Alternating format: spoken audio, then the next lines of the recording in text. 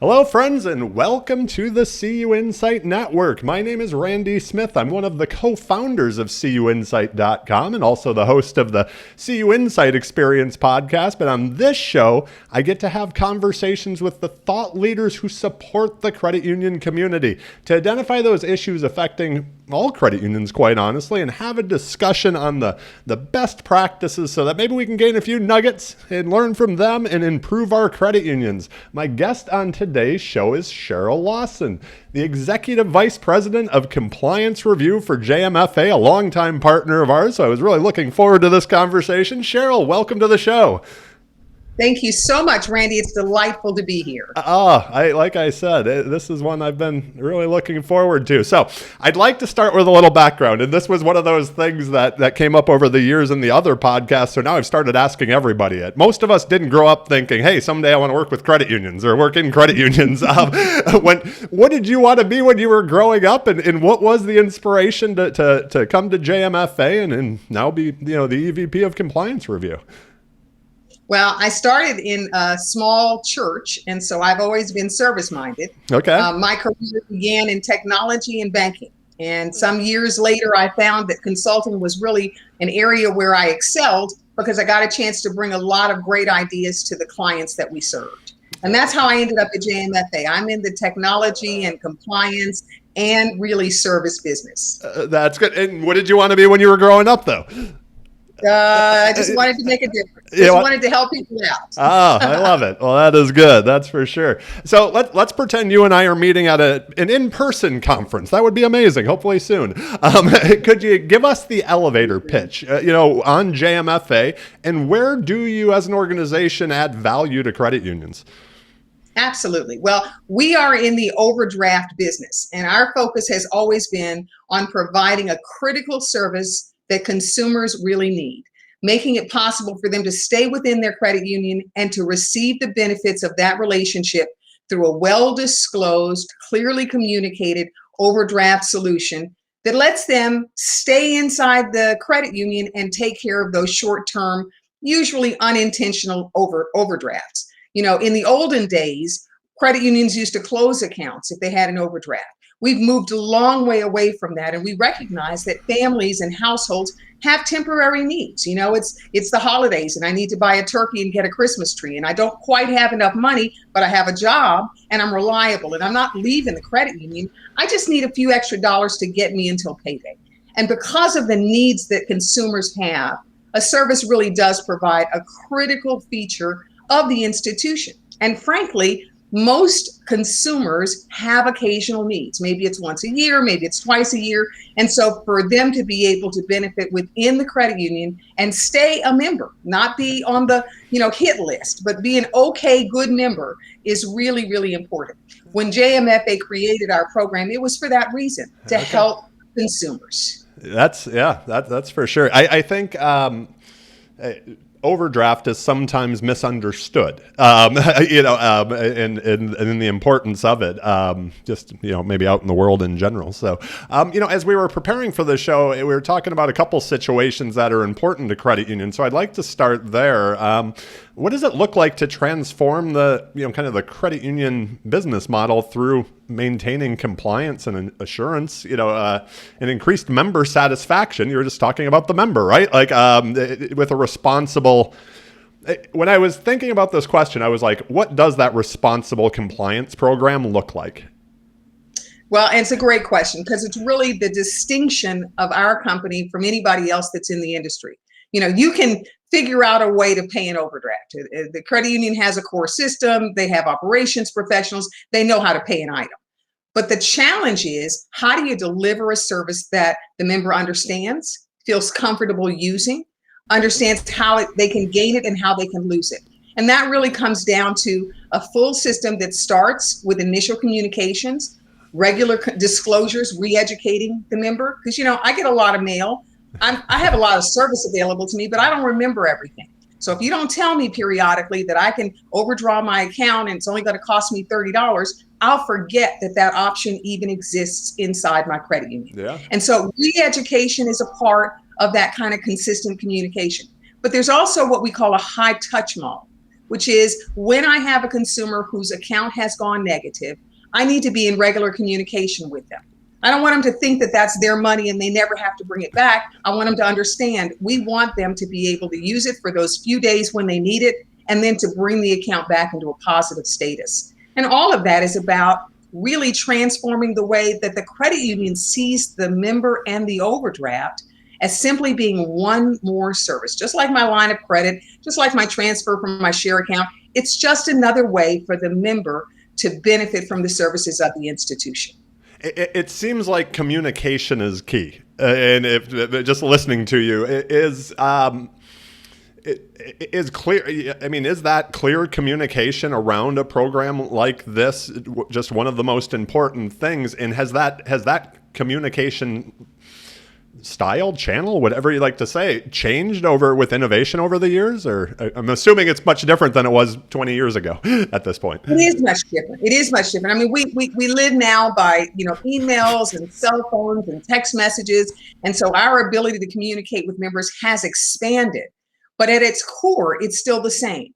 I want the member to know that the credit union offers a service. The member has it available to use when they need it. If their account goes overdrawn, they're going to be expected to bring it back into a positive status.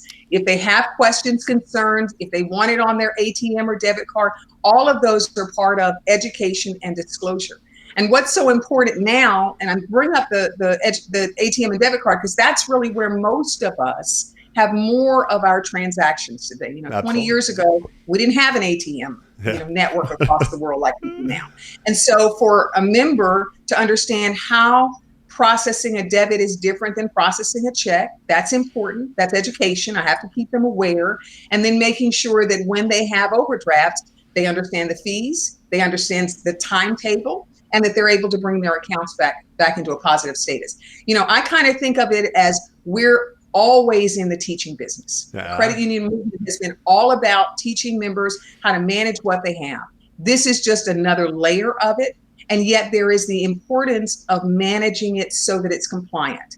And that kind of gets into what has changed. Okay. In the olden days, we didn't have any rules. You did whatever you did. And then the agencies, the NCUA and the CFPB, and they came to the table and they said, here are the standards, here are the rules, this is what we want. And so a credit union has to be able to ensure that they're fully responsive to the member, but they're also compliant with the regulators. And that's a fine line that for some institutions becomes an extra burden. That's why a partner like JMFA provides such an incredible solution, because I can come in as the partner and say, here's everything that you need to do. Oh, and something changed next quarter or something changed last year. I want to make sure you're current. I want to make sure those adjustments are made because it does move. The environment of regulation can change. And when it does, you want your program to remain responsive and compliant.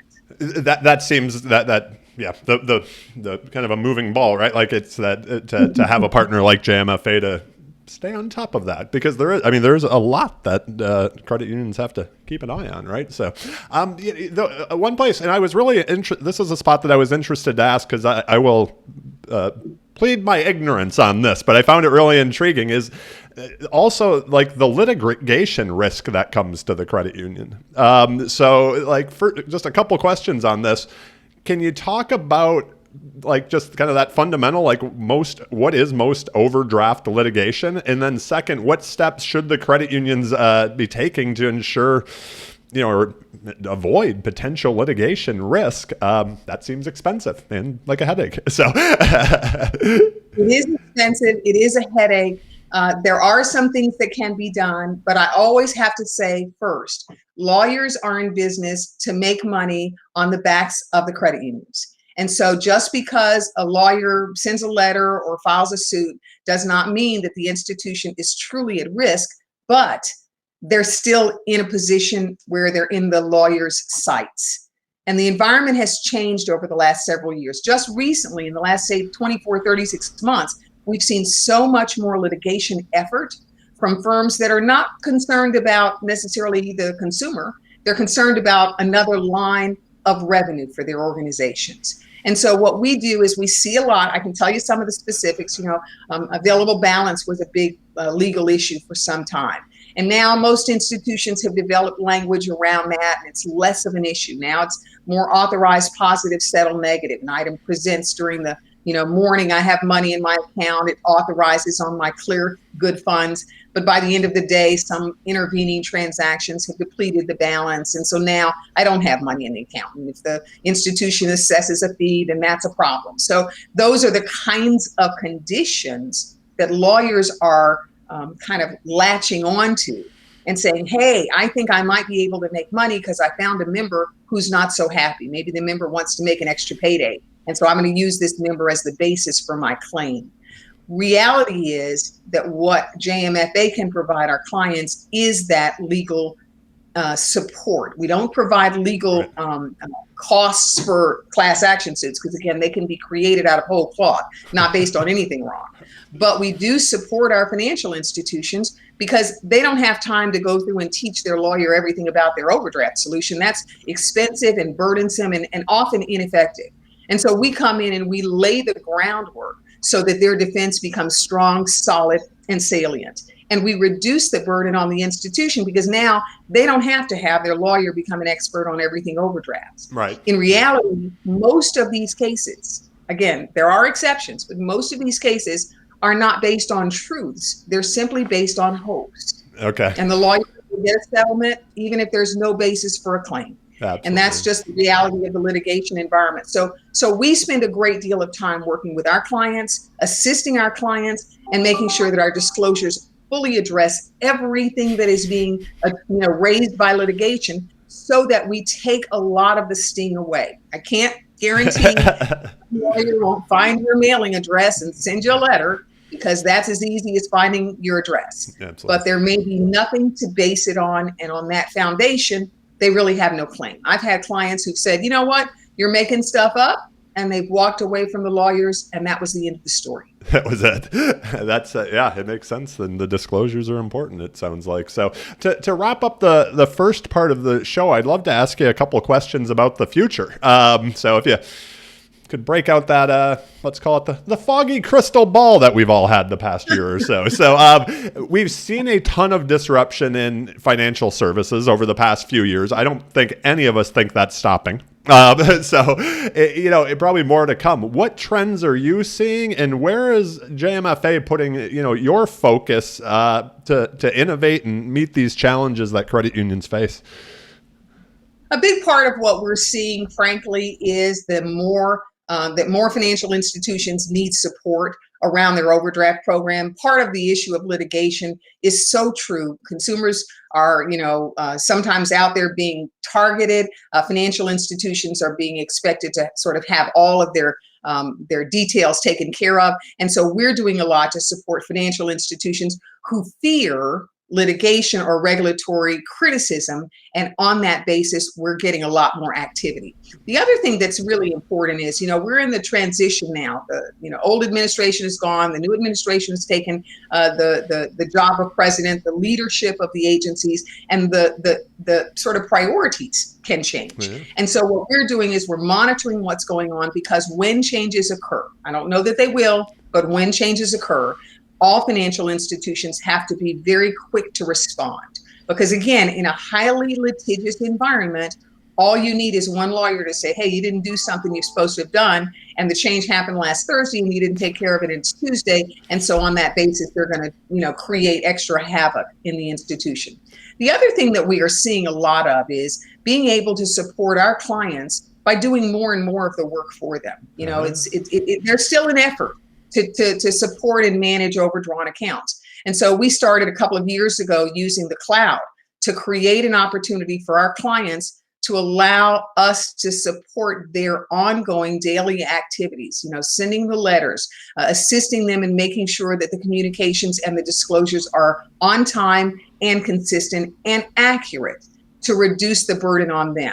We've always done periodic annual compliance reviews, on-site reviews. Our clients have a 100% compliance guarantee. That says that if anything happens from any examiner or regulator, we are responsible financially and ongoing. And that's an investment that we make in our clients. But what it does is it makes sure that we're doing 100% of what's necessary. because that's essentially our money. And so we want to make sure that we're guaranteeing our clients that certainty in compliance. And in order to do that, we have to cover literally all of our bases. I think that that's an extraordinary opportunity for a credit union to say, you know what, I want to have a good program. I want to make sure my members have access to it. I want them to feel comfortable with it. If they don't want to use it, that's fine. If they do use it, I don't want to be, I don't want them to be unclear or unhappy or feel as though they're taken advantage of. All of those things go away with a well-managed, well-disclosed overdraft solution. And with a partner who can do all of that for you and then give you a 100% compliance guarantee, it really takes a lot of the concern and the fear away. Absolutely. Is there something, if you go blimp level, that you think credit unions need to do different to just stay relevant over the coming years in this, fast-changing financial services marketplace? Credit unions have done something right for such a long time, and that is they're so member-centric. They're so concerned with and so aware of and so connected to the households and the members that they serve. That is the sweet spot. I wish that all financial institutions were the same, but that's why the credit union movement is so special. What we encourage is that you do that and you do that times 10. Continue to train your staff, continue to educate your members, continue to look for opportunities. We've moved away from checks being the primary transaction model, and we're moving more and more to being electronic banking. Not for all members, but those are services that the institutions are bringing to the table and continuing to look at how can they make them sensitive and ensure that they are accessible to all of their members. So, everything's changing. And 5 years ago, if you didn't have a website that could say out loud what was going on the page, that was fine. Yep. But the environment is changing. And as it changes, we see credit unions really on the forefront of staying relevant and staying on top of those things that are important for their members. Absolutely. Well, I'd like to kind of, as we're getting closer to wrapping up the show, have a little fun, just like we do on the other podcasts, with some rapid fire questions. It gets our viewers and listeners a chance to get to know you better. So like I always say, the questions are rapid, but your answers do not have to be. So we'll have a little fun with it. Was there, I've been calling this the COVID purchase question. Was there a recent purchase that you made that you maybe didn't know you needed, and now you're like, wow, I don't know if I can live without that? Yes, because I was at home more, I decided I had to redo my kitchen. So I redid, bought cabinets and bought countertops, and I am so glad that I did, because after living in the house for a lot of years, I finally have a kitchen that I love. Oh, well, congratulations. We redid ours a couple of years ago, and it came from a flood while we were on vacation. The water line broke, and all of a sudden it was like, well, we got to redo the floors. Might as well start, But yeah, it's such a wonderful thing. Once it's done, right, they're out of the house. So congratulations. Yes. That's awesome.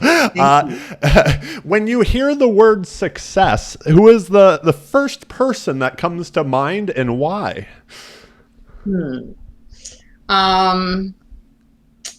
That's a kind of tough one. One answer might be Bill Gates, although he's now in the middle of a divorce. He's struggling now. Yeah. The concept of being able to start from nothing and being able to create such an amazing success. I think that Bill Gates is probably my pick. Divorce notwithstanding. Right, on the business side. So, a random question: what is the greatest album of all time? Ooh, Simon and Garfunkel, Bridge Over Troubled Water. That is a good one. It also ages me. I'm trying to think if that's been mentioned on the show before, even on the other podcast, and I'm actually surprised if it hasn't. That's a great pick. Are there any books that even over the years you've either gifted or you think everybody should read? I read Becoming by Michelle Obama. Fantastic. I think that's an amazing, amazing book. I couldn't agree with you more, and that one has been mentioned quite a bit on the podcast. So if people haven't read it yet, go get it. Get it on Audible, do whatever. If the calendar is empty, what does Cheryl do to unwind? What does that work-life integration look like to you? Well, I have pets, so of course walking is always part of it. And I'm also a very active member in my church and with my family. So when I'm not stuck in front of a computer, I'm usually in somebody's house in my family or in the park with my pets. What kind of pets? Do you have dogs? I've got dogs and cats. Oh, wow. Well, good for you. I love it. So, well, that is, all I have for you today. But I do have one final question to wrap things up. Do you have any final thoughts that you'd like to share with our listeners and viewers, or an ask of everybody out there today? I think the one thing that I would say is we're in an environment now coming out of COVID where financial institutions are coming back open. The doors to the branches are reopening and people are more vaccinated or coming in. And what we are seeing, and I think it's a good thing, is that for the first time in a year and 3 months, members are really coming to the table and saying, how can you help me? Because they've either lost jobs or become, underemployed, or it's just been a challenging time. So what we are seeing in our clients is an increasing presence in that sort of frontline branch lobby of people to assist members. And the reality is this is going to be going on for a while. Kids have not gone back to school yet. We're approaching the summer now. And so we're going to have that, I can't take a trip because I can't get on a plane. Don't know if I'm going to get to see all of my family because I'm not sure who's vaccinated. And so really credit unions become the stopgap for our consumers to be able to do the things that will make them more comfortable in this season, but also recognize that they've been a long way away from, feeling safe and feeling comfortable inside the branches. I'm so glad that we're finally able to kind of get vaccinated and get back out. Absolutely. Because I'm sick of seeing my house too. So I think we all are. Yeah. There's only so many walks around the neighborhood you can do. So there you go. Well, that is the perfect way to wrap up. Cheryl, thank you again for taking the time today and for being on the show. I hope our paths cross soon, actually in person, and to all our listeners out there, I thank you, and everyone stay well. Thanks again, Cheryl. I appreciate it. Thank you so much.